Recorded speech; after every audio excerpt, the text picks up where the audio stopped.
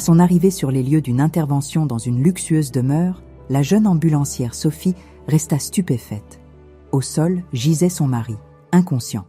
Pourtant, il était censé être en voyage d'affaires. « Je vais être franche avec toi », murmura Élise Dupont en servant le café. Elle ajouta à voix basse « Le travail ne manque pas, mais il nous paie comme si on était à mi-temps. Ça fait longtemps que je serais partie si ce n'était pas pour les crédits et les enfants. » « Ah, pour moi n'importe quel salaire est mieux que rien », soupira Sophie en enfilant rapidement sa blouse, anticipant les questions indiscrètes de sa collègue. « Tu travaillais où avant ?» demanda Élise. « Dans l'ambulance. »« Pas mal. J'ai entendu dire que là-bas, les gens s'achètent des voitures et des appartements sans avoir besoin d'hypothèque. »« Je ne dirais pas ça, » répondit Sophie en jetant un œil à l'horloge. « Bon, la pause déjeuner est finie, je dois y aller. » « Reste encore 5 minutes, on a le temps jusqu'à cet après-midi. Pourquoi as-tu quitté l'ambulance ?»« Il y a eu une raison et franchement, je préfère ne pas en parler.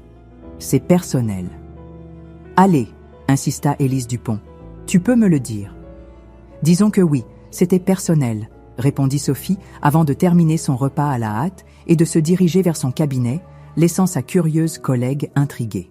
Élise brûlait d'en savoir plus sur le passé de la nouvelle médecin, sa vie personnelle, son mari, ses enfants et d'autres détails croustillants. Bien que Sophie n'était pas enthousiaste à l'idée de commencer les consultations de l'après-midi, elle préférait travailler plutôt que d'esquiver des questions et cacher ce qu'elle ne voulait partager avec personne. Il ne faisait aucun doute que si Élise apprenait quoi que ce soit, toute la clinique serait au courant en un rien de temps. « Je commence dans 10 minutes. » sourit Sophie au patient assis dans le couloir face au cabinet médical. Il y avait toujours beaucoup de monde. Sophie n'eut même pas le temps de s'asseoir que son téléphone sonna. Elle regarda l'écran et hésita quelques secondes avant de répondre. C'était Thomas, et bien que rien n'indiquait un problème, quelque chose, au fond d'elle, lui provoqua un étrange sentiment d'inquiétude. « Sophie, j'ai des nouvelles, mais elles ne vont probablement pas te plaire, » dit Thomas. « Encore un voyage d'affaires » devina Sophie. « Sophie, mais qu'est-ce que c'est que cette histoire? Qu'est-ce que je peux faire ?» demanda-t-il calmement. « Il faut y aller de toute urgence. Je pars tôt demain matin. »« Demain matin? Mais on a des billets pour le théâtre demain soir. On attend ça depuis 1 mois. »« Je t'ai déjà dit que ce n'est pas ma faute. C'est comme ça.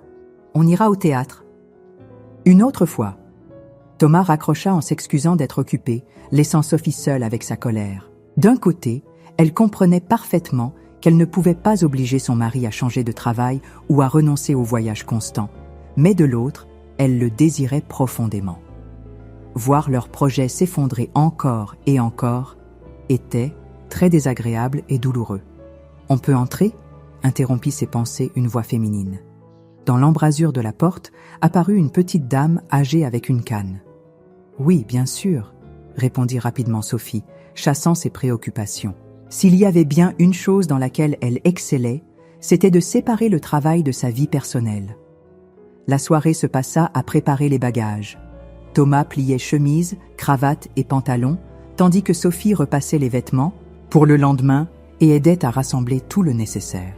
Bien qu'elle essayait de ne pas montrer son mécontentement, son cœur était rempli d'angoisse. « Tu es très silencieuse aujourd'hui », remarqua Thomas en observant sa femme. « Que se passe-t-il ?»« Tout va bien », répondit brièvement Sophie, évitant son regard. « Ça te dérange que je parte, c'est ça ?» Elle avait réprimé son ressentiment pendant si longtemps qu'elle perdit soudain le contrôle et fondit en larmes. Cela lui faisait vraiment mal, qu'au lieu de profiter des rares soirées en famille, elles doivent passer de longues heures solitaires devant la télévision, dans un silence accablant les week-ends. Ce n'était pas du tout ce dont elle avait rêvé, en se mariant. « Sophie, calme-toi. Je ne comprends pas pourquoi tu t'inquiètes autant.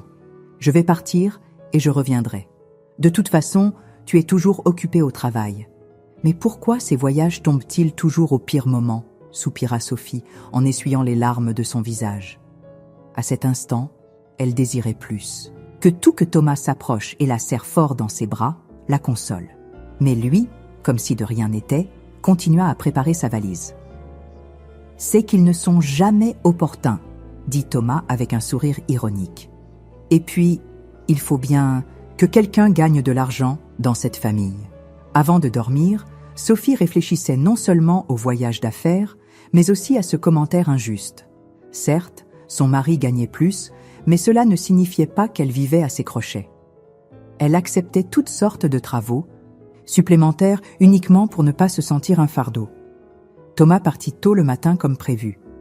Avant de sortir, il donna un rapide baiser à sa femme, prit sa valise et lança « Ne t'ennuie pas, je reviendrai vite » avant de disparaître.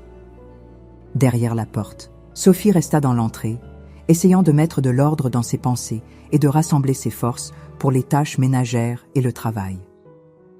Dans l'appartement s'installa une solitude pesante et sombre. « Dis donc, tu n'as pas l'air dans... »« Ton assiette aujourd'hui » observa une collègue pendant la pause déjeuner. Les autres médecins étaient descendus à la cafétéria, donc il ne restait que Sophie et Élise dans le cabinet. « Je n'ai envie de rien. Je ne sais pas comment je vais finir la journée, » répondit Sophie. « Il s'est passé quelque chose ?» Comme d'habitude. Thomas est encore parti en voyage d'affaires pour toute une semaine. Cette fois-ci, c'était à l'improviste. Ils n'ont même pas prévenu à l'avance. Et il travaille où? Dans une entreprise, il s'occupe de mesurer des espaces. Et mon mari a un bon poste. Oui, c'est pour ça qu'il s'y accroche autant. Je lui ai demandé tellement de fois de chercher quelque chose de plus stable, mais il ne veut pas. Bon, chaque travail a ses inconvénients. Enfin, je vais aller à la pharmacie. J'ai besoin d'y passer après le déjeuner. Il y avait moins de patients l'après-midi, ce qui permit de travailler plus calmement. Pendant une consultation, une infirmière passa la tête dans le cabinet. « Madame Mercier, le médecin-chef veut vous voir pendant la pause. »« D'accord, » répondit Sophie, intriguée par la raison de cet appel. Le docteur Moreau était assis dans son fauteuil derrière son bureau, comme toujours en train de parler au téléphone. En remarquant Sophie, il lui fit signe de s'asseoir. « Très bien, nous sommes d'accord. J'attends votre réponse, » dit-il d'un ton formel avant de raccrocher et de s'adresser à la jeune femme. « Alors, Sophie, comment allez-vous? Racontez-moi. »« Tout va bien, » répondit-elle en essayant de comprendre pourquoi on l'avait convoquée. « Vous venez de commencer et vous montrez déjà de bons résultats. Les patients sont satisfaits. Vos collègues parlent aussi en bien de vous. » La complimenta.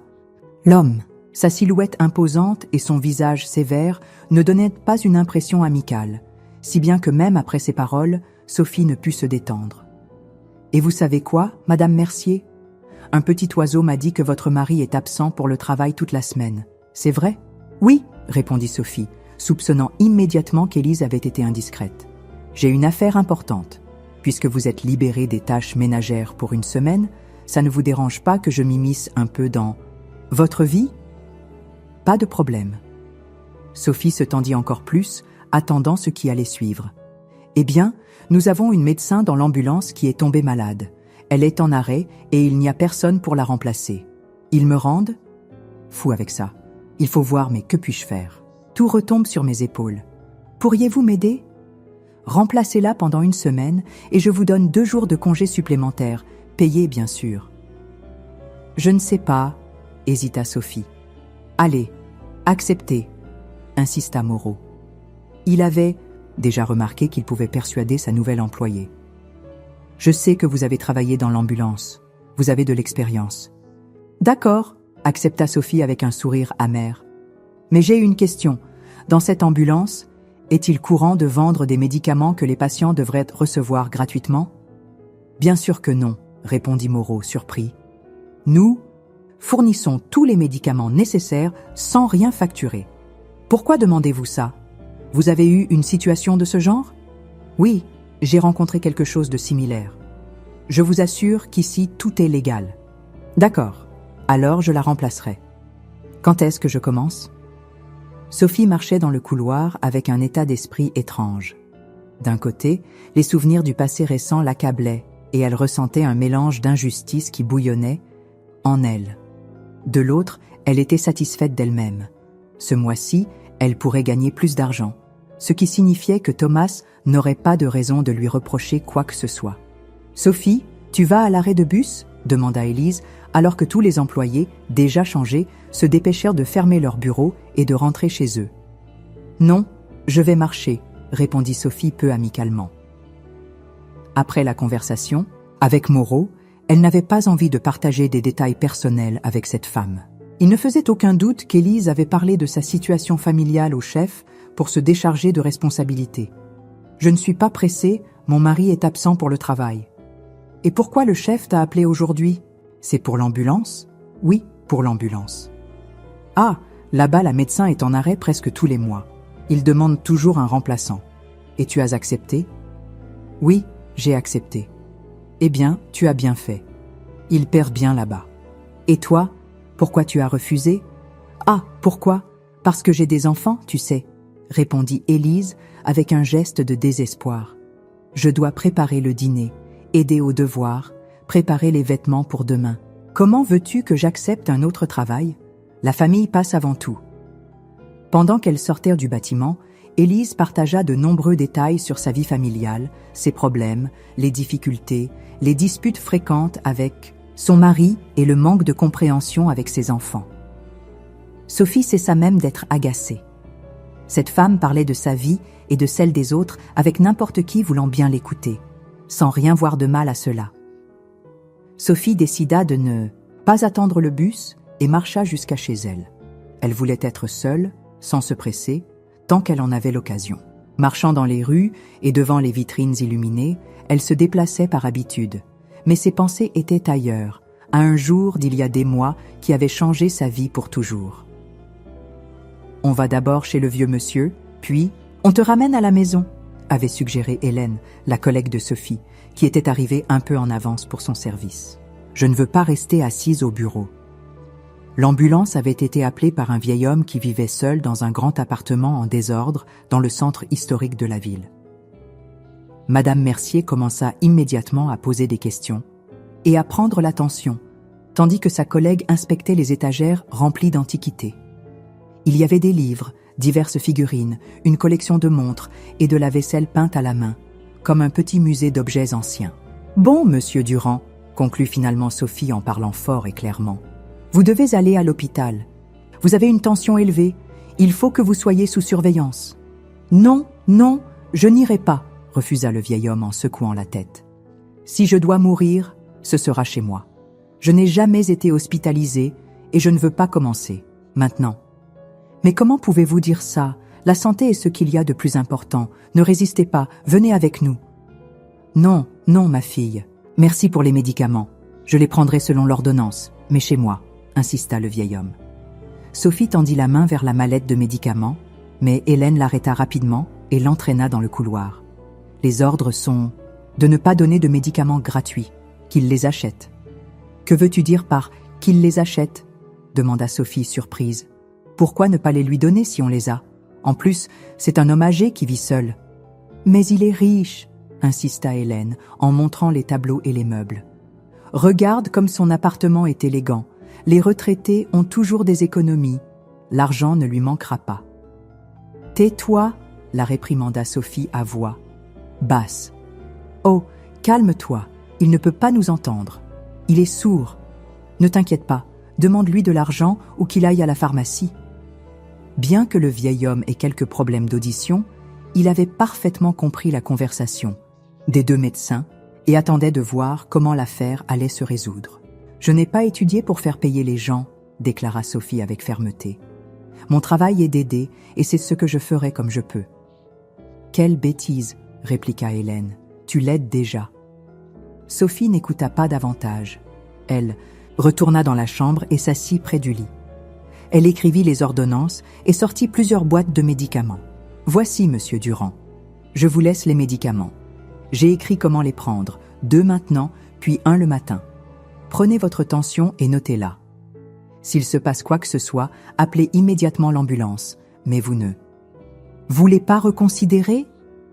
Vous pourriez rester quelques jours à l'hôpital, vous reposer, récupérer. »« Ah non, ma fille, je reste ici. » Le vieil homme esquissa un léger sourire.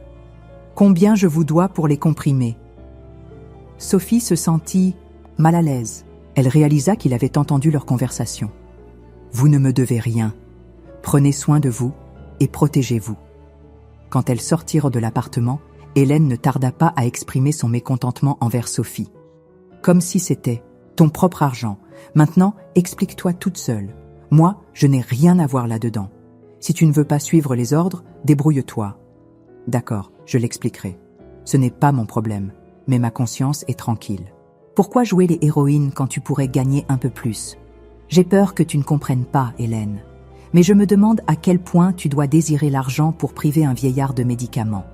Il les mérite, et si on les a, on doit les donner. Que ferais-tu si un jour tu avais besoin d'aide et qu'un médecin décidait que l'argent est plus important? Oh, s'il te plaît, nous, les insensibles, on ne comprend pas. Mais au moins, je peux me permettre beaucoup de choses et je suis toujours bien vue par les chefs. Sophie n'a jamais réussi à s'adapter à ces règles. Elle voulait vraiment aider ses patients, faire le bien, mais les idées et les valeurs du directeur de l'hôpital n'allaient pas du tout avec ses convictions. Après plusieurs réprimandes sans motif et des disputes avec ses collègues, Sophie a démissionné et a passé beaucoup de temps à essayer de se remettre. Thomas, en revanche, était de l'autre côté dans cette affaire et ne comprenait pas pourquoi sa femme ne pouvait pas simplement accepter les choses et faire ce qu'on lui demandait. Pourquoi chercher des problèmes inutilement? Pendant longtemps, la jeune femme s'est sentie comme un canard boiteux, sans soutien. Elle n'osait pas retourner dans la profession. Maintenant, de retour à l'hôpital, elle restait convaincue que son but était de soigner les gens. « Bon, tu t'occuperas d'ici, je m'en vais, bon service », dit rapidement sa collègue en voyant Sophie arriver et sortir sa blouse de son sac. « Je suis un peu rouillée », admit Sophie en observant la salle. « J'espère être à la hauteur. »« Tu le seras. Ce quartier est généralement tranquille. Avec un peu de chance, tu ne te fatigueras même pas beaucoup pour ta première nuit. » Bien que le commentaire ne sonne pas très convaincant, Sophie pensa qu'un travail dur était exactement ce dont elle avait besoin à ce moment-là. Elle voulait occuper complètement son temps et son énergie, de sorte qu'il ne reste ni force ni espace pour penser. Thomas ne répondait pas à ses appels depuis des jours, se limitant à envoyer de brefs messages expliquant qu'il était extrêmement occupé, qu'il sortait tôt de l'hôtel et rentrait tard le soir sans une seule minute de libre pour parler. Bien sûr, tout cela semblait étrange à sa femme, et avec chaque message, son inquiétant pressentiment grandissait. Sophie essayait de l'ignorer, de le cacher au fond d'elle-même et de se mentir. « Tout va bien. Il travaille vraiment beaucoup. Tu ne l'avais pas remarqué avant ?» se disait-elle pour se calmer. Elle en arrivait au point de se sentir coupable. Comment pouvait-elle soupçonner quelqu'un qui se donnait tant de mal pour sa famille? Les premières sorties furent tranquilles. D'abord, une famille appela l'ambulance pour un enfant malade. Ensuite, une femme qui était tombée dans les escaliers et s'était blessée au genou. Sophie parlait de manière claire et calme, prenait des décisions rapides et ne se laissait pas emporter par la panique. En percevant son assurance, les patients suivaient ses instructions à la lettre sans causer de problèmes supplémentaires. De retour, en observant les rues calmes de la ville la nuit, elle fut surprise d'elle-même. Tout ce qu'elle avait appris au fil des ans était toujours là, comme si cela n'avait fait qu'attendre son moment. Comme si ces mois difficiles, sans travail, n'avaient jamais existé. Urgence, rue Voltaire 35, appartement 40, informa l'opératrice, brisant le silence. La médecin sursauta. Elle s'était assoupie, adossée au siège passager. Homme inconscient, possible évanouissement. Une femme vous recevra et vous conduira à la porte. Sophie se frotta les yeux, se donna quelques tapes sur les joues et ouvrit un peu la fenêtre. L'air frais de la nuit la réveilla instantanément. « Difficile, la première nuit », acquiesça le conducteur. « Je comprends, ça arrive à tout le monde. »« Oui, après tant de temps, c'est dur de rester éveillée », admit Sophie. La nuit était froide et humide quand ils se garèrent et sortirent. Une légère bruine tombait. Derrière la porte, quelqu'un marchait nerveusement d'un côté à l'autre, agitant étrangement les bras. Sous la lumière tamisée des réverbères, il était difficile de distinguer la femme qui attendait avec impatience, mais Sophie remarqua immédiatement qu'elle était bien apprêtée et qu'un sillage de parfums coûteux la suivait. « Enfin !» s'exclama la blonde en voyant les personnes en blouse blanche. « Vite, vite !»« C'est votre mari? Où est-il maintenant ?» demanda Sophie en suivant la femme. Elle ne répondit pas, regardant la médecin avec dédain après une pause. « Il est dans l'appartement, mais ce n'est pas mon mari. Depuis combien de temps êtes-vous sorti dans la rue? Je ne sais pas, je n'ai pas mesuré. Vous avez mis une éternité à arriver. Je pensais devoir vous rappeler. C'est une ambulance? Ou quoi? Et le patient est resté seul tout ce temps? Bien sûr, glapit la blonde. Il s'est évanoui et j'ai eu peur. Sophie garda le silence, bien qu'elle pensât. Comment peut-on laisser une personne dans cet état? Quel amour, sans aucun doute. Ils montèrent au 7e étage et entrèrent dans l'appartement. La première chose qui attira leur attention fut l'intérieur luxueux, très différent des décorations simples auxquelles elle était habituée. La blonde enleva son manteau, restant en robe de soie. D'un geste effrayé, elle indiqua la porte mais ne voulut pas entrer. Sophie la regarda sévèrement et se dirigea vers le patient. Bien sûr, il était impossible de ne pas le remarquer, mais intérieurement, elle tremblait. Qui sait ce qui les attendait là? Et si cet homme était déjà mort? Affronter quelque chose comme ça, lors de son premier service, n'était pas ce qu'elle souhaitait. Elle ouvrit la porte et entra. La pièce était dans la pénombre. « Monsieur, vous m'entendez ?» demanda Sophie, en se penchant sur le patient et vérifiant son pouls. Soudain, elle resta immobile, puis elle recula brusquement. « Thomas ? Vous le connaissez ?» s'étonna la blonde. « Oui, » répondit Sophie avec difficulté après une pause. « Il est vivant. Les pupilles réagissent. La respiration est normale. Nous allons l'hospitaliser immédiatement. » Thomas gisait, sur le sol, dans une posture naturelle pour quelqu'un qui avait perdu connaissance. Il portait un jean et une chemise bleue familière à Sophie. Sur le porte-manteau, elle remarqua sa veste, et près de la porte se trouvaient ses chaussures. Il fallait agir rapidement, mais au lieu de cela, Sophie semblait paralysée, ne sachant pas comment réagir ni quoi dire. « Vous allez faire quelque chose ou non ?» cria la blonde qui se tenait derrière elle. « Nous allons le faire », répondit froidement la docteure, avec un regard oscillant entre le mépris et la haine envers la maîtresse de son mari. « Mais habillez-vous au moins, la police voudra vous parler. Où sont vos papiers ?»« La police ?» demanda la blonde effrayée. « Pourquoi ? Je n'ai rien fait. »« Je suppose qu'ils sont dans votre sac. »« Eh bien, bien sûr. Vous étiez seul avec lui, et lui, pour une raison quelconque, a perdu connaissance de telle manière qu'il ne se réveille toujours pas, » répondit Sophie, tandis qu'avec le conducteur, elle essayait de soulever Thomas sur la civière. « Dites-moi, avec qui pensez-vous que les agents voudront parler en premier ? Et pourquoi la police doit-elle venir ? Peut-être a-t-il mangé quelque chose d'avarié ou a-t-il une maladie chronique ? Je ne sais pas. » Thomas était un homme grand et fort, donc le monter sur la civière s'avéra être une tâche compliquée. Sophie était épuisée et essoufflée, et la seule chose qu'elle désirait le plus à ce moment-là était de frapper cette fille tremblante, vêtue d'une nuisette en soie. « Laissez-moi passer », ordonna Sophie avec froideur, surprenant le conducteur, qui la regarda d'un air étonné. Il était clairement surpris par son comportement. Toute la nuit, ils avaient conversé et ri ensemble, partageant des histoires de vie.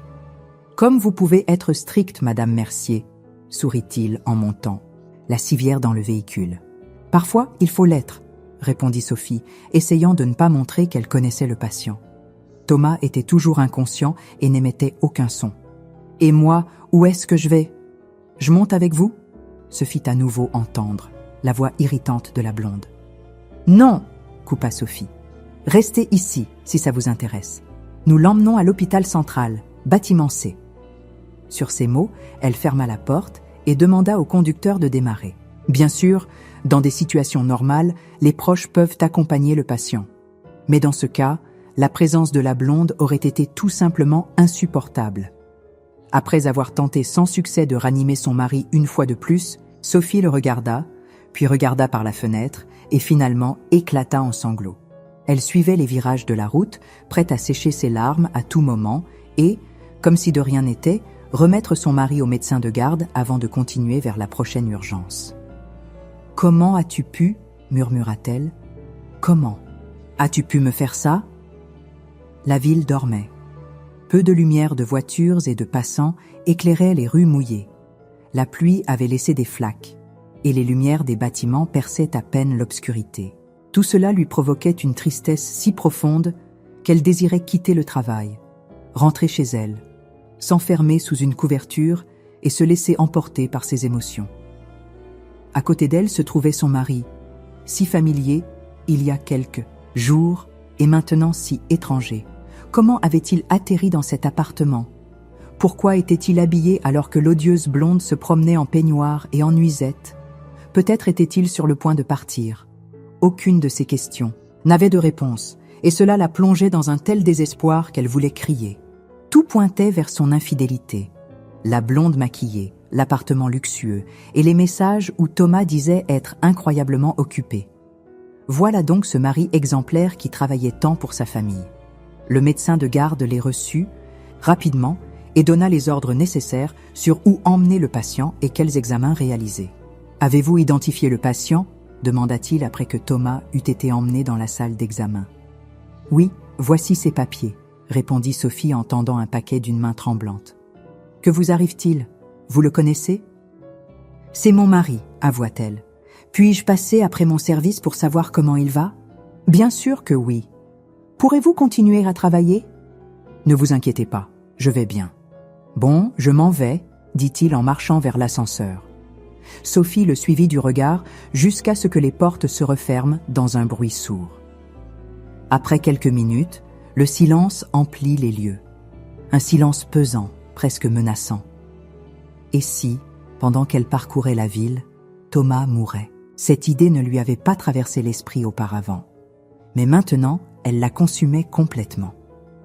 Luttant contre l'envie de tout laisser tomber et de courir vers lui, Sophie se dirigea vers la sortie où le conducteur l'attendait près de l'ambulance. « Respirons un peu », suggéra-t-il. « Le sommeil me gagne, j'ai besoin de me dégourdir un peu. »« D'accord », soupira Sophie. « On dirait que la pluie s'est arrêtée. »« C'est une belle nuit », continua l'homme.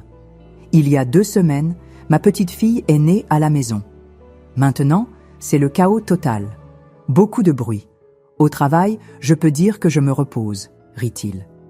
Il continua à parler pendant un moment, et Sophie acquiesçait et souriait, bien que ses pensées fussent très loin des douces histoires familiales du grand-père fraîchement promu. « Je signale que nous sommes disponibles ?» demanda finalement Fabien. « Oui, allons-y » acquiesça Sophie. Bien que le sommeil ne la tentât plus, la fatigue et une douleur dans tout son corps embrumaient ses pensées. Fermant les yeux, elle s'adossa à son siège, essayant de ne penser à rien pendant les quelques minutes qu'ils passeraient en route. Ce fut presque impossible. Son esprit était fixé sur Thomas. Quand ils arrivèrent à l'adresse suivante, le conducteur demanda « Vous voulez que je vous accompagne ?»« Oui, s'il vous plaît. » Dans l'escalier, ils furent accueillis par un homme en pyjama et pantoufles qui avait apparemment oublié de changer de chaussures avant de sortir de son appartement. Il semblait anxieux et même effrayé, luttant pour trouver les mots appropriés. « Que s'est-il passé ?» demanda Sophie dans l'ascenseur. « Ma femme s'est sentie mal. Comme toujours, nous avons dîné, regardé un peu la télé et nous nous préparions à dormir. » Elle est sortie de la salle de bain et a dit qu'elle sentait qu'elle pouvait s'évanouir. Puis elle s'est allongée par terre. Au début, elle ne voulait pas que j'appelle une ambulance pour ne pas vous déranger pour rien. Je l'ai portée sur le lit et lui ai donné un peu d'eau. Nous avons attendu que ça passe, mais ça n'a fait qu'empirer. Je n'ai plus pu tenir et je vous ai appelé. « Elle est seule dans l'appartement maintenant ?» demanda Sophie. « Non, non, je n'aurais pas dû la laisser. Nous aurions pu monter nous-mêmes. »« Non, ma belle-mère est avec elle. Elle vit dans l'immeuble d'à côté. Je l'ai appelée d'abord pour qu'elle aide, au cas où. »« D'accord. Vous pensez qu'elle aurait pu manger quelque chose d'avarié ? Je ne sais pas. Nous avons mangé comme d'habitude, tout fait maison. Marie est enceinte, ce qui rend la situation encore plus effrayante. » Ils entrèrent dans l'appartement. Fabien attendit dans le couloir tandis que Sophie se dirigeait vers la chambre. Après avoir examiné la femme et lui avoir posé quelques questions, elle décida fermement de l'hospitaliser. La famille ne résista pas, mais s'inquiéta encore plus. « Madame Flores ?» dit l'homme en s'adressant à sa belle-mère. « S'il vous plaît, rassemblez les affaires nécessaires pendant que je cherche ces papiers. » Sa voix tremblait, bien qu'il essayât de rester calme. « Marie, tiens bon, on va résoudre ça rapidement. Tout ira bien. » La femme enceinte parvint à esquisser un faible sourire, et Sophie pria silencieusement pour que tant elle que son bébé aillent bien. Aucune tragédie ne devait s'abattre sur cette famille. Le mari accompagna sa femme à l'hôpital, tenant sa main et lui parlant de douces bêtises, lui promettant qu'ils iraient voir l'océan et qu'ils inscriraient le bébé à des cours de natation et de massage. « Je pense que quand il aura 3 ans, on pourra l'emmener à la mer. Qu'en penses-tu, ma chérie? Et pourquoi es-tu si sûre que ce sera un garçon ?» demanda la femme en se tenant le ventre. « Je ne sais pas, mais je serai heureux que ce soit. Une fille ou un garçon. Et si ce sont des jumeaux, ce sera un cadeau du destin. » Sophie surveillait les signes vitaux de la femme et ne put s'empêcher d'écouter la conversation. La tendresse du mari et les douces réponses de l'épouse la firent presque pleurer. En contraste avec sa propre tragédie personnelle, la vie de cette patiente semblait un rêve. Elle avait un compagnon aimant qui ferait n'importe quoi pour assurer son bonheur et son bien-être. Le reste de la nuit se passa tranquillement, et Sophie réussit même à dormir un peu. Mais tôt le matin, elle était déjà assise sur un banc devant le bureau du médecin de garde. « Il a repris conscience, mais il dort maintenant », dit le médecin dès qu'il la vit. « Il est vivant? Tout va bien ?» Sophie exhala et s'adossa contre le mur. « Oui, tout va bien. » L'homme posa doucement une main sur son épaule et la guida vers la sortie. « Rentrez chez vous, Madame Mercier. Reposez-vous. Vous ne serez pas d'une grande aide si vous êtes épuisée. Reposez-vous, mangez bien, et puis revenez pour voir votre mari. Mais pour l'instant, ce n'est pas nécessaire. Lui aussi a besoin de repos. Et la femme que nous avons amenée hier soir, celle qui est enceinte, elle va bien. J'ai à peine réussi à convaincre son mari de rentrer chez lui.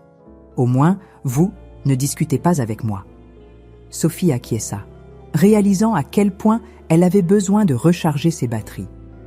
Une douche, un repas et un peu de sommeil étaient tout ce que son corps réclamait. Thomas était en sécurité et sous surveillance. Son travail principal ne reprenait pas avant le lendemain. Alors, elle décida de consacrer l'après-midi à elle-même. Elle se dirigea vers la sortie, mais avant d'y arriver, 2 policiers s'approchèrent d'elle. « Madame Mercier ?» demanda l'un d'eux en vérifiant un document. « Oui, c'est moi », répondit Sophie en reculant d'un pas. « Nous devons vous parler », dit l'autre policier en indiquant le chemin. Sophie fut escortée jusqu'au bureau du directeur de l'hôpital, qui avait été cédé comme salle d'interrogatoire. En entrant, les policiers fermèrent la porte derrière elle. « Monsieur Thomas Mercier est votre mari ?» demanda l'un des agents en s'asseyant en face d'elle. « Oui, de quoi s'agit-il ?»« Depuis combien de temps êtes-vous mariés ?»« 7 ans. »« Où et dans quoi travaille-t-il ?» ?»« Il est directeur commercial dans une entreprise. Mais de quoi s'agit-il ?» Sophie ne comprenait pas. « Votre mari est soupçonné de détourner 5 millions d'euros. Vous savez quelque chose à ce sujet ?»« Détourner ?» Sophie se leva d'un bond, submergée par la peur et l'indignation. « Thomas n'a jamais rien pris qui ne lui appartienne pas. »« Eh bien, il se peut que vous ne le sachiez tout simplement pas, » répondit le policier calmement. « Nous avons un appartement hypothéqué, une voiture en crédit.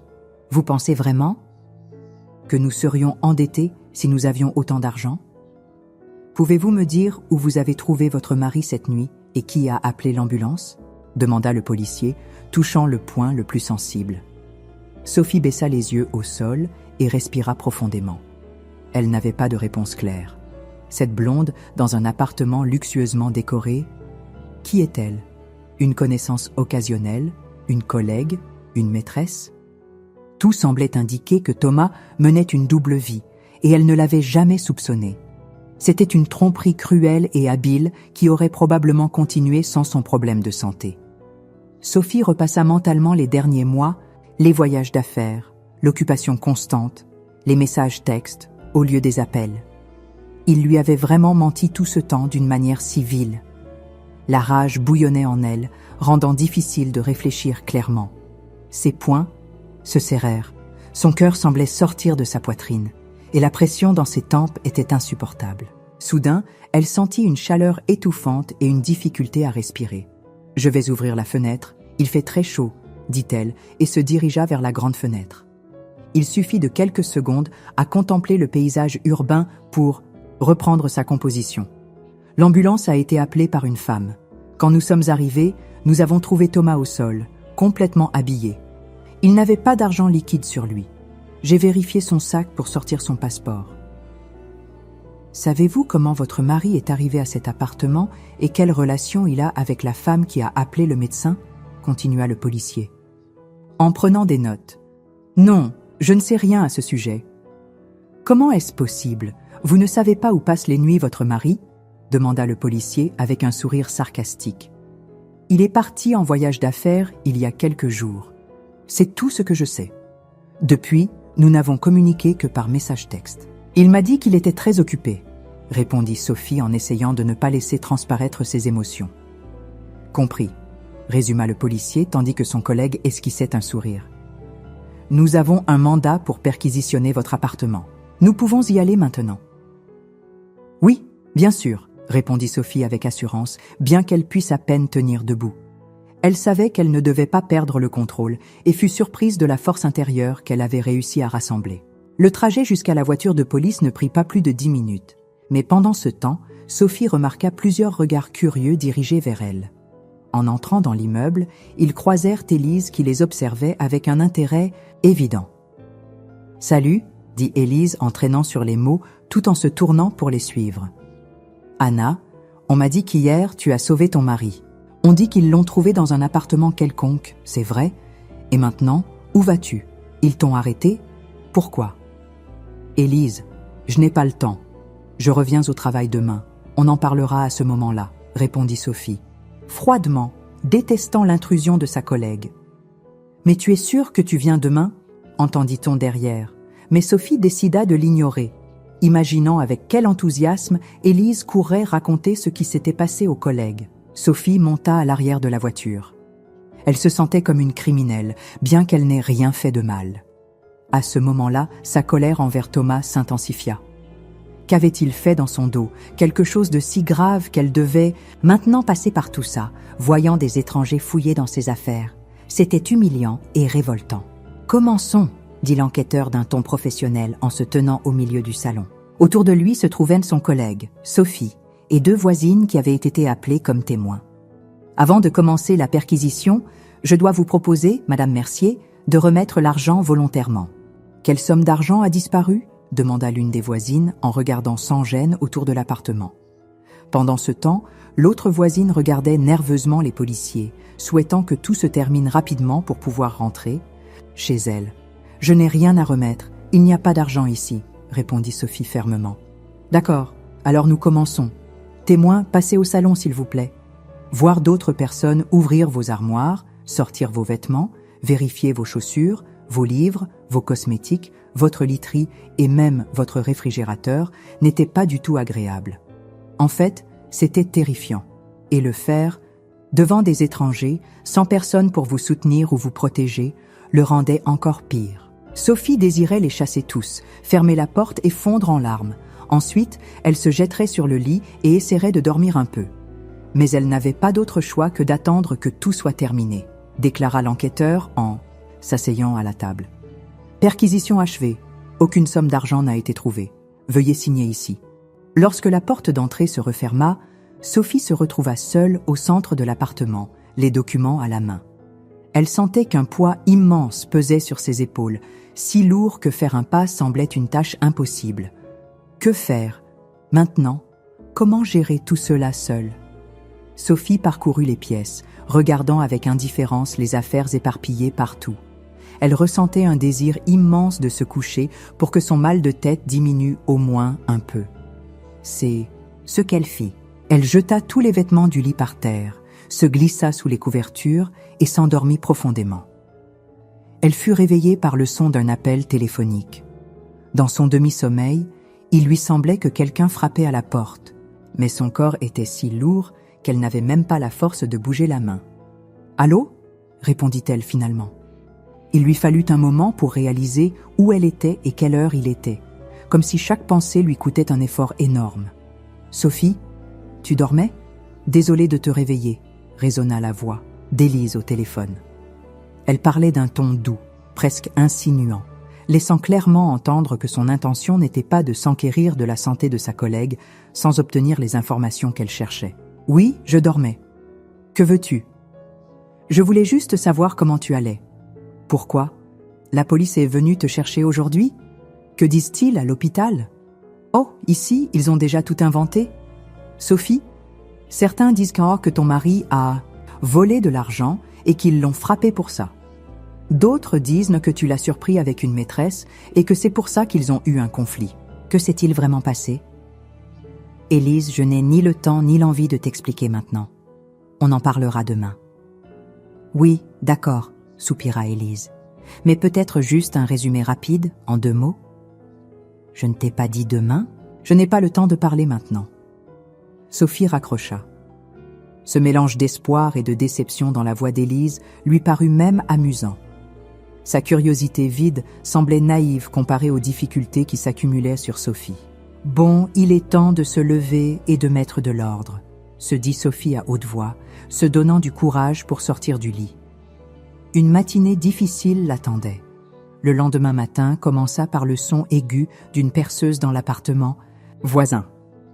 Sophie ouvrit les yeux et se prit immédiatement la tête, ressentant une douleur aiguë. Pendant les premières minutes, elle ne put penser à rien, espérant simplement que le bruit cesse. L'heure, le travail, pensa-t-elle, réalisant qu'elle avait dormi si profondément qu'elle n'avait pas entendu le réveil ni plusieurs appels. « Allô, Élise, je me suis endormie, j'arriverai dans 1 heure. Oui, j'étais très fatiguée hier, dit Sophie au téléphone. Avec beaucoup d'efforts, elle se leva du lit et alla à la salle de bain. Dans le miroir, elle se reconnut à peine, son visage pâle, ses cheveux en désordre, ses vêtements froissés. Où était passée la Sophie toujours impeccable et soignée? Les derniers jours avaient été si éprouvants qu'il ne lui restait plus de force pour prendre soin d'elle-même. Après s'être lavé le visage et coiffée, elle but un café rapide et sortit en courant vers le travail. Au premier étage, elle dut revenir. Elle avait oublié son téléphone. En descendant à A, nouveau. Elle sentait que chaque mouvement était lent, comme si le temps s'était arrêté. Malgré tout, elle réussit à arriver à l'hôpital. Ses collègues l'accueillirent avec des regards pleins de curiosité et de compassion. Que pensait-il de tout ce qui s'était passé? Sophie n'avait pas envie de s'expliquer, alors elle se dépêcha de se changer, salua les patients et appela le premier de la file dans son cabinet. La journée de travail commença et peu à peu, la sensation de vide intérieur se transforma en concentration. Les histoires des patients réussirent à la distraire de ses propres préoccupations. « Madame Mercier, il vous reste beaucoup ?» demanda Élise d'un ton formel en passant la tête dans le cabinet. « Je suis là jusqu'à 18 heures comme prévu », répondit Sophie sèchement en remettant la fiche du patient suivant à l'infirmière. « D'accord », acquiesça Élise sans remarquer le ton froid avec lequel on lui parlait. « Je t'attends dans la cuisine. » Sophie devait encore rendre visite à Thomas. Le médecin lui avait promis qu'elle pourrait le voir brièvement, à condition de ne pas lui poser de questions. Pour elle, même une visite silencieuse était préférable à rien. « Ne m'attends pas, je vais voir mon mari », dit Sophie en rangeant ses affaires dans son sac et regrettant de ne pas l'avoir fait plus tôt. « Tu viens tôt demain ?» demanda Élise, clairement impatiente de connaître les détails de ce qui s'était passé pendant la nuit. « Je commence à 8 heures. Je remplace aussi le médecin de l'ambulance. »« Bon, on en parlera plus tard. » Heureuse d'avoir évité plus de questions, Sophie se dirigea vers le service de cardiologie. Thomas dormait et le médecin lui avait interdit de le réveiller. Elle ne pouvait que rester là, espérant qu'il ouvre les yeux et explique enfin ce qui se passait. Mais Thomas ne bougea pas. Avec la blouse de l'hôpital, entouré d'équipements médicaux et avec des marques d'aiguilles sur le bras, il semblait si faible et négligé que la colère et le ressentiment de Sophie commencèrent à s'estomper. « Thomas, tiens bon », murmura Sophie avant de sortir de la chambre sous le regard attentif de l'infirmière responsable. Elle n'avait même pas pu toucher son mari. « Revenez demain », dit la femme en regardant avec dégoût le policier assis près de la porte. « Vous pensez vraiment qu'il va s'échapper, connecté à tous ces tubes ?» demanda Sophie au policier, partageant l'indignation de l'infirmière. « Je ne pense rien, » répondit-il. « J'ai un ordre et je dois l'exécuter.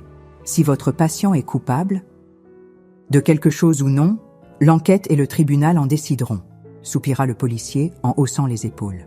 Ne voulant pas retourner dans son appartement plein de désordre et d'un silence oppressant, Sophie sortit de l'hôpital et décida de marcher jusqu'à chez elle. En chemin, elle entra dans un café et resta longtemps assise près de la fenêtre. Cela faisait si longtemps qu'elle n'avait pas pris le temps d'être seule que malgré les circonstances, elle ressentit un bonheur fugace. Le lendemain, son cœur désirait retourner au vieil immeuble de briques rouges où Thomas se remettait et s'était même levé. Mais les appels étaient constants et elle ne pouvait pas quitter son travail. À la tombée de la nuit, Sophie était si épuisée que, debout devant les escaliers menant aux portes de l'hôpital, elle n'osa pas monter pendant plusieurs minutes. Appuyée sur la rambarde, elle observait la route, les voitures qui passaient, les passants et les lumières nocturnes de la ville. Ses pensées la ramenèrent 7 ans en arrière, au jour de son mariage avec Thomas.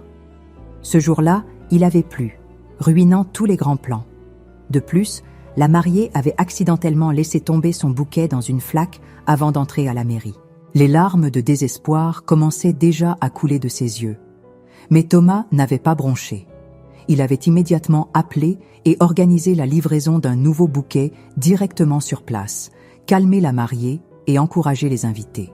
Il y a toujours une solution, même à la situation la plus difficile, avait-il dit à l'époque. En se souvenant de cela maintenant, Sophie esquissa un sourire amer. Où était passé ce jeune marié qui pouvait tout gérer? Les forces l'abandonnaient, à l'idée que Thomas pourrait aller en prison et qu'elle resterait seule, trahie par la personne la plus proche, sans amis ni famille avec qui partager son fardeau. 2 hommes en pyjama d'hôpital sortirent sur le perron.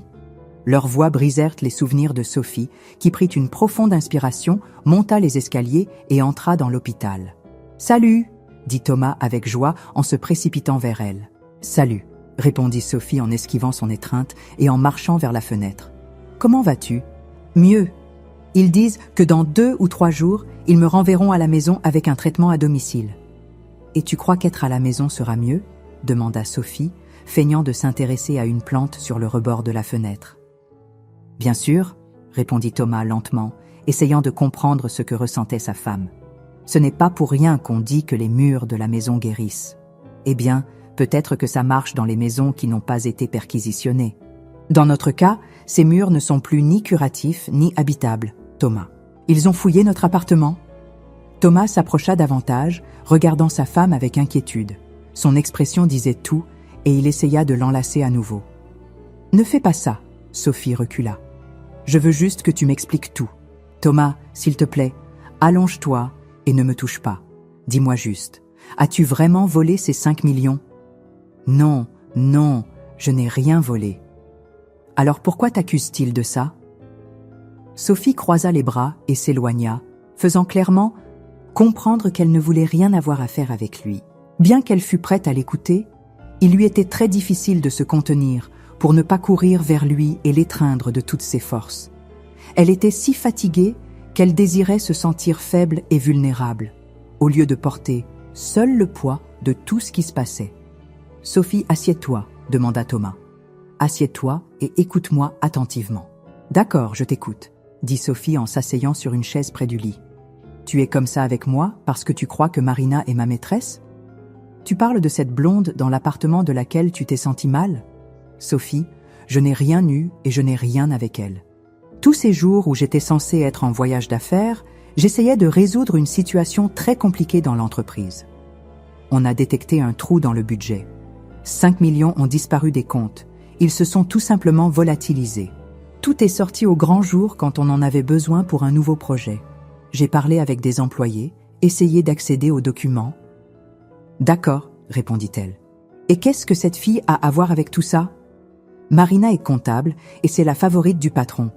Quand j'ai appris qu'elle avait des connexions avec lui, je l'ai appelée, mais elle m'a envoyé promener et m'a bloqué. Alors j'ai trouvé son adresse et je suis allée chez elle. Nous avons discuté pendant plus d'1 heure. J'ai essayé de l'obliger à parler des irrégularités dans l'entreprise, mais elle n'a pas voulu. Elle a menacé d'appeler la police et je me suis tellement énervée que, apparemment, mon cœur n'a pas supporté. Je me souviens seulement d'une forte douleur dans la poitrine, puis je me suis réveillée à l'hôpital. C'est toute l'histoire. Et maintenant, ils essaient de te faire porter le chapeau ? Je n'ai pas réussi à découvrir qui a volé cet argent. Mais quelque chose me dit qu'il y a un complot et que je suis le bouc émissaire. Alors nous avons besoin d'un avocat.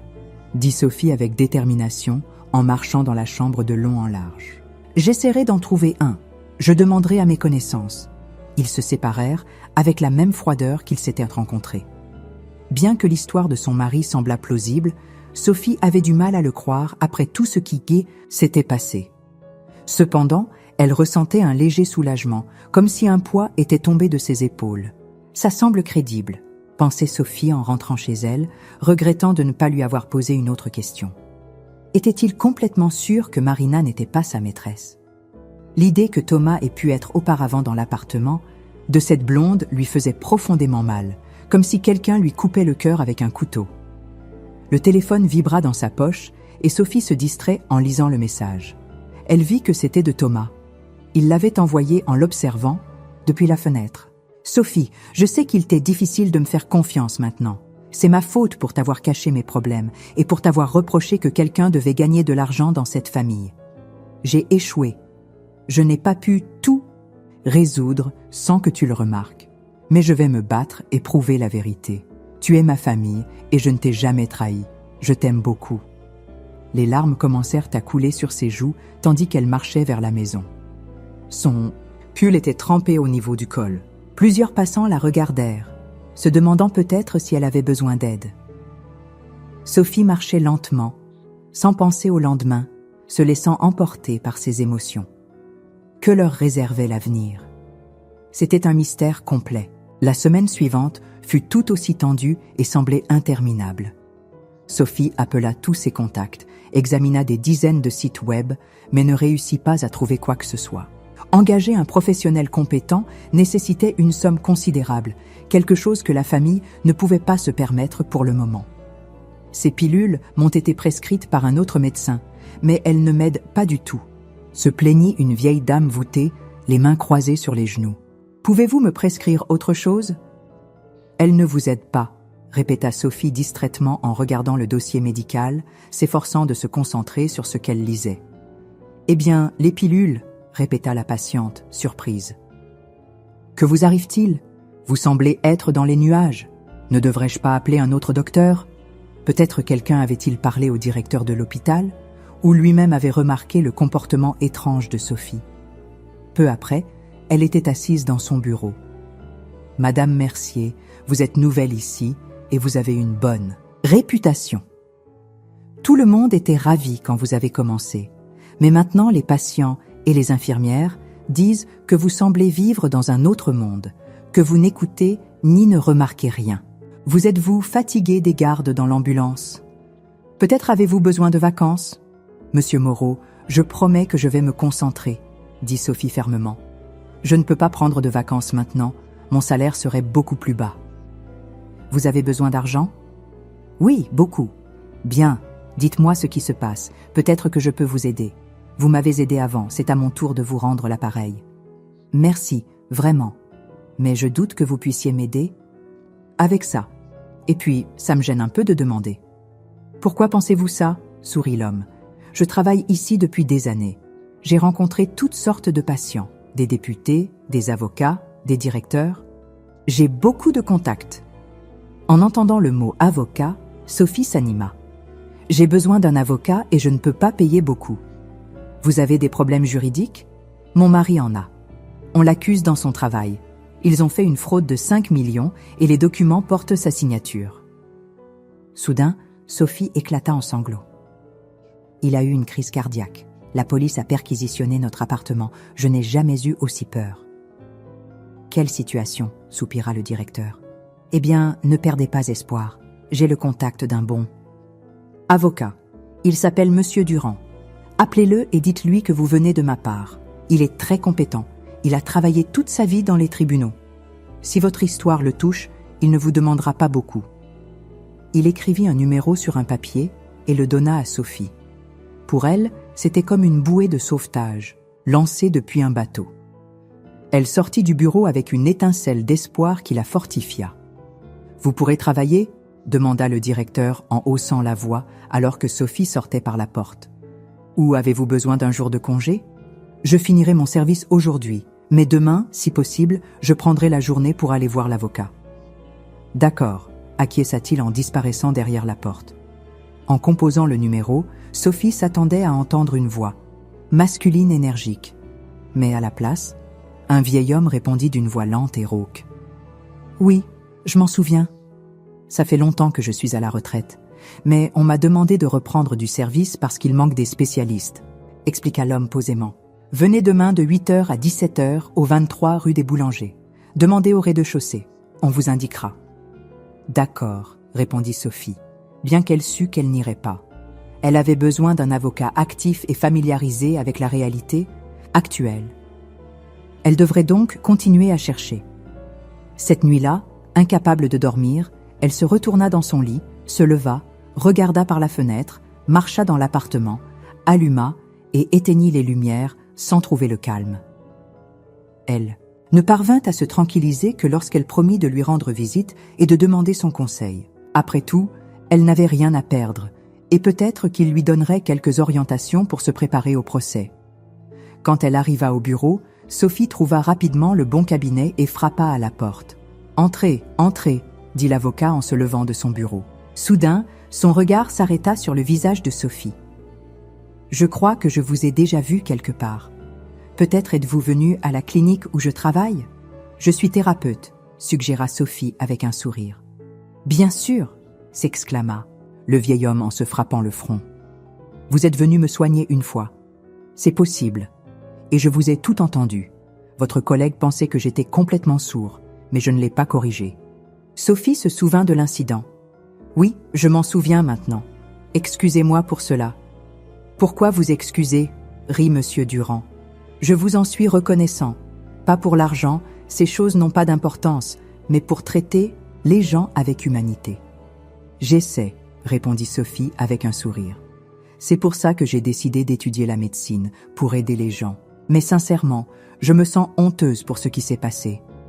Vous travaillez dans un autre hôpital maintenant ? Ce n'était pas à cause de cet incident. Ce n'était pas seulement à cause de ça. Je n'ai pas pu m'adapter à leurs règles. J'ai été longtemps sans travail, et maintenant j'ai trouvé cet endroit. Tout allait bien, mais maintenant les problèmes de mon mari... Eh bien, asseyez-vous, dit Monsieur Durand en indiquant un canapé. J'écoute attentivement.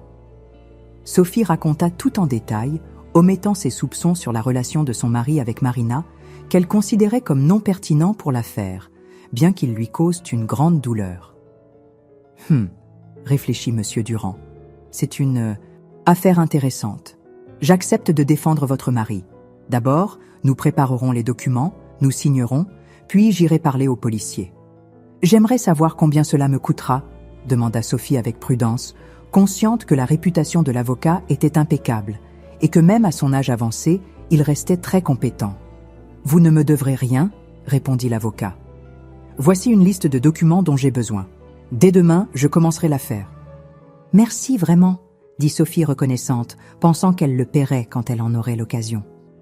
Bien qu'elle craignît de se faire des illusions, elle essayait de ne pas céder au pessimisme.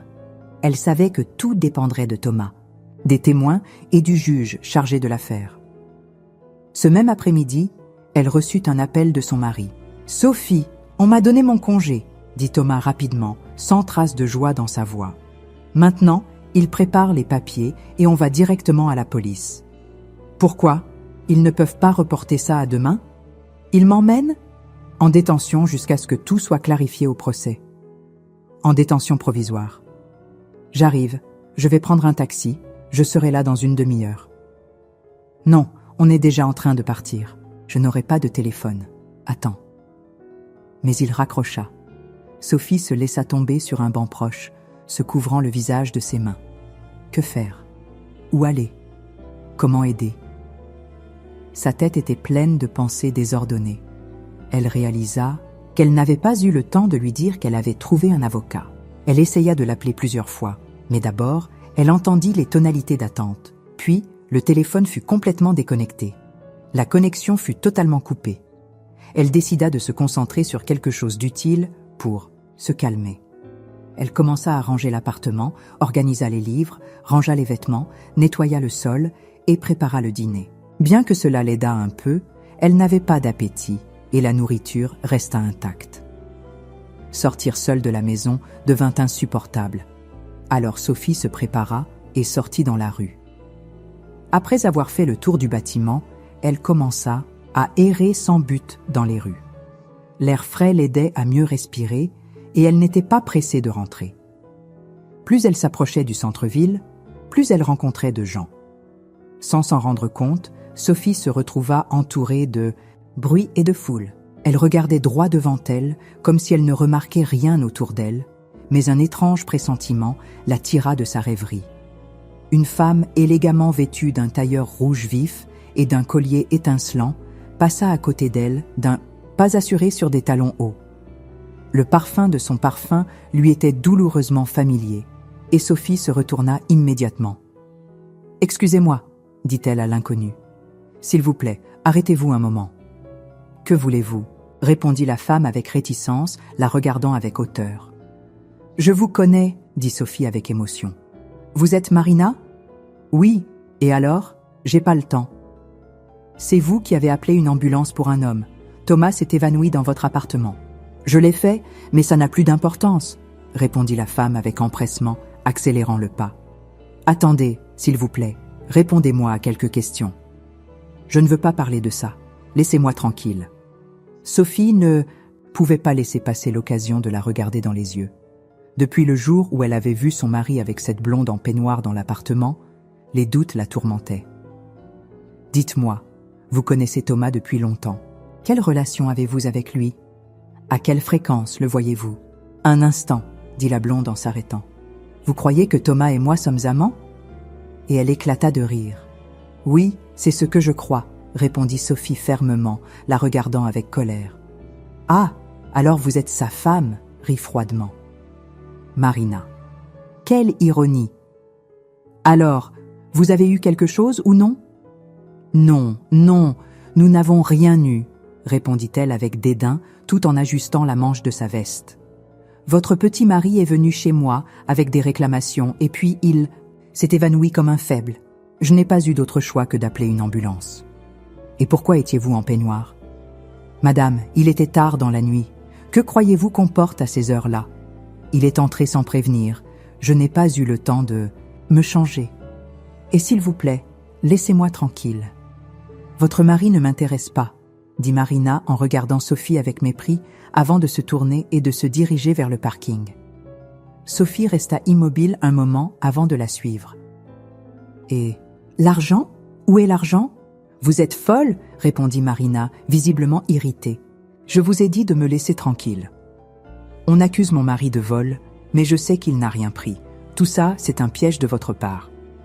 Écoutez, madame, je vais appeler la police et vous irez rejoindre votre cher mari délinquant. » Marina s'approcha d'une voiture et un homme corpulent en costume, légèrement chauve, sortit du véhicule et lui ouvrit la porte avec un geste courtois. « Chérie, il y a un problème ?» demanda-t-il d'une voix complaisante. « Une folle s'est accrochée à moi, » répondit Marina. « Allons-y. »« Ah, je vous connais !» s'exclama Sophie sans se décourager. « Vous êtes le patron de l'entreprise où travaille mon mari. »« Lui, c'est son subalterne et un voleur, » répondit l'homme avec assurance en fermant la porte de la voiture. « Vous feriez mieux de préparer des colis pour lui apporter en prison. »« Ah oui ? Eh bien, vous devriez aussi vous préparer. Il faudra enquêter d'où viennent cette voiture et l'appartement de votre maîtresse. Mon mari a travaillé honnêtement et n'a jamais rien eu de tel. »« Faites ce que vous voulez, » dit l'homme en haussant les épaules. « Nous, on s'en va. » La voiture de luxe démarra et, après un virage brusque, se perdit dans la circulation de l'autoroute. Sophie resta debout au milieu du parking vide. Intérieurement, elle bouillonnait de rage et d'indignation pour son mari. Le visage rusé et satisfait du patron de Thomas montrait clairement qu'il se sentait intouchable. Il était évident que Thomas avait été utilisé comme bouc émissaire pour porter toute la culpabilité. « Non, pas question !» dit Sophie à haute voix en serrant les poings avec force. Immédiatement, elle appela M. Durand et lui raconta la rencontre inattendue qui pouvait expliquer beaucoup de choses. Le jour du procès, ils se retrouvèrent devant l'imposant bâtiment blanc. Marina et son amant essayaient de faire croire qu'ils n'étaient que patrons et subordonnés. « Vous avez vraiment amené votre grand-père comme avocat ?» se moqua l'homme corpulent. « Alors je vous souhaite bonne chance, de tout cœur. »« Vous ne devriez pas vous moquer, » commenta tranquillement. « Monsieur Durand en passant à côté d'eux avec un dossier à la main. Comparé à l'homme robuste, le vieil homme semblait petit et sans défense. « Oh, je suis désolé, vraiment désolé », répondit le patron de Thomas avec une fausse gravité, riant à nouveau. Marina rit discrètement à côté de lui. Cependant, leur joie disparut rapidement dès que la juge entra dans la salle. « Qu'est-ce que c'est que ça ?» protesta le patron. Il était censé y avoir un autre juge, un homme. Pourquoi ont-ils changé de juge sans prévenir? Tout le monde dans la salle le regarda avec méfiance.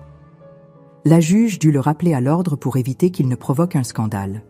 « Silence dans la salle, s'il vous plaît. » L'homme fronça les sourcils et, malgré l'avertissement, continua à montrer son mécontentement. « Ce n'est pas autorisé. D'où sortez-vous ?»« Je vous demande de vous asseoir ou je devrais vous demander de quitter la salle, » dit la juge. Calmement en ouvrant son dossier. « Monsieur Perrin, qu'est-ce qui vous dérange tant ?»« Cela me fait penser à certaines choses, » dit Monsieur Durand. « Quelles choses ? Taisez-vous. J'exige qu'on ramène le juge désigné. »« Le juge désigné a été destitué de ses fonctions, » répondit l'avocat en lui faisant un clin d'œil astucieux. Malgré les difficultés, le procès commença finalement. Le vieil homme apparemment discret se transforma en un avocat sûr de lui et énergique qui présenta toutes les preuves possibles étant donné les circonstances. Compte tenu de tout ce qui a été exposé, je pense que l'honorable tribunal ne devrait pas avoir de doute. Le schéma frauduleux mis en place par le patron de l'entreprise, M. Perrin, et sa comptable complice et partenaire est clairement criminel. Mon client est une victime de ces criminels. L'expertise a confirmé que toutes les signatures sur les documents sont des faux de haute qualité et ce seul fait suffit pour que l'on libère M. Mercier. Thomas fit un clin d'œil joyeux à Sophie, faisant un geste vers M. Durand. Elle put à peine lui rendre son sourire. Elle ne partageait pas l'insouciance de son mari. En ces moments, leur destin se décidait et elle avait l'impression que ses jambes étaient clouées au sol et ses mains agrippées fermement à sa jupe. Son corps semblait rigide à cause de la tension. « Le tribunal se retire pour délibérer », annonça la juge, et tout le monde se leva. Pendant qu'elle attendait dans un coin, Sophie remarquait les regards pleins de haine que Marina et son patron lui lançaient depuis un canapé proche. Le patron de Thomas murmurait au téléphone, bien qu'on ne pût comprendre ses paroles. Marina se levait et se promenait nerveusement dans le couloir. Malgré leur tentative pour le cacher, il était clair que tous deux étaient inquiets. Quand tout le monde revint dans la salle, Sophie ne put se souvenir que de fragments, comme des photographies éparses. La juge, fermant son dossier et sortant, Thomas serrant la main de M. Durand, les visages tordus de colère de leur ennemi et une voix sifflante à côté de son oreille. « Ne vous réjouissez pas trop. J'ai des contacts qui s'assureront que votre petit groupe criminel ne s'en sortira pas. Eh bien, si vous avez des contacts, je vous conseille de parler à votre avocat de votre stratégie de défense, » répondit avec assurance M. Durand. « Vieux dégoûtant !» cracha Marina avant de suivre son compagnon. Sophie, remplie de peur et de joie, tenait fermement la main de Thomas. Ils sortirent tous ensemble du bâtiment, discutèrent brièvement et se séparèrent. « Je vous dois tout, » dit Thomas en serrant à nouveau la main de son défenseur. « Demandez ce que vous voulez. Venez me rendre visite.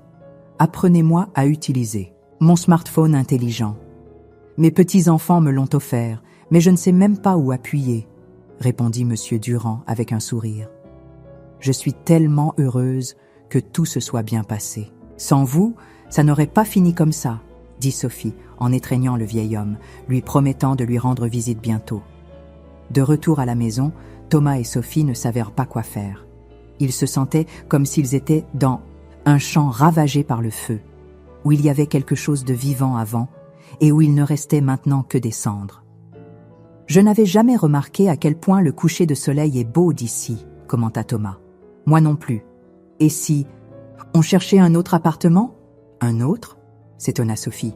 « On a tellement investi dans celui-ci pour qu'il soit confortable. Mais tu sais quoi ? Peut-être que tu as raison. Maintenant, cet endroit nous rappellera toujours les mauvais moments. » Thomas l'étreignit fort. Cette fois, Sophie ne résista pas. Au contraire, elle soupira et se détendit. Tout son corps était épuisé par le stress et la tension accumulée. Elle pouvait à peine croire que le pire était passé et qu'ils étaient en sécurité. Le calme remplit l'appartement. Il semblait que même les voisins s'étaient tus pour ne pas interrompre le bonheur de deux personnes. Allongés, ils regardèrent la nuit tomber. Les étoiles commencèrent à briller dans le ciel sombre et la lune monta. Il n'y avait pas de hâte, ni de préoccupation, ni besoin de penser à l'avenir. Sophie sentit que le sommeil la gagnait et se rapprocha de son mari. « Thomas, tu ne partiras vraiment nulle part ? Je serai toujours là.